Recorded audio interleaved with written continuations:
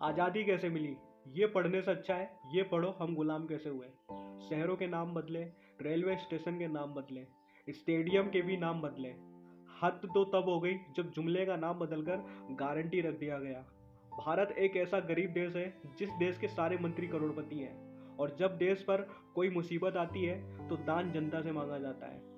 आज इस देश में इतना पैसा है, आज इस देश की जनता को कुछ नहीं करना है।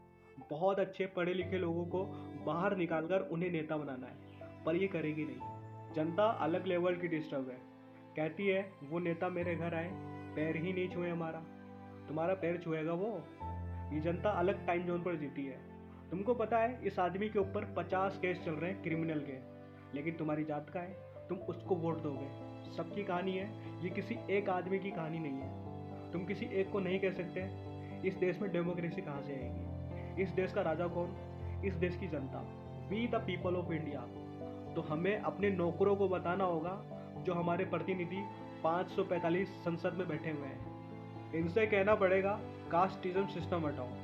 हमें रिजर्वेशन के खिलाफ नहीं लड़ना है। कोई भी रिजर्वेशन के खिलाफ आवाज़ नहीं उठाएगा। हम किसके खिलाफ? कास्टिज्म के खिलाफ। और जैसे ही कास्ट सिस्टम खत्म, रिजर्वेशन अपने आप खत्म। यूँ कहते हैं मुसलमान के वंशज कहीं ना कहीं हिंदू निकलेंगे। ठीक है, मुसलमान के वंशज हिंदू निकलेंगे, फिर क्या करोगे? मान लो उसका बाप रामलाल, श्यामलाल, मोहनलाल था, फिर क्या हो गया? अभी तो मोहम्मद फारूक है ना। ठीक, अगर वो बंदा हिंदू धर्म छोड़कर मुस्लिम धर्म में आ गया तो कुछ तो कमी रही होगी पहले, तभी तो उसने कन्वर्जन किया।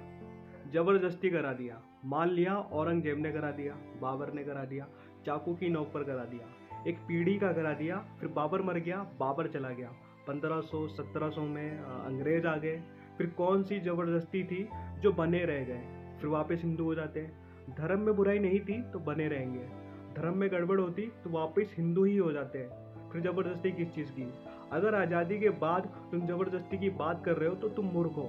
आज़ादी के बाद कोई भी व्यक्ति किसी भी धर्म को मानने को स्वतंत्र है। हिंदुस्तान में सरकार एक ही तीर्थ यात्रा करवा रही है। तीर्थ यात्रा अपने पैसों से किया जाता है, हज अपने पैसों से किया जाता है।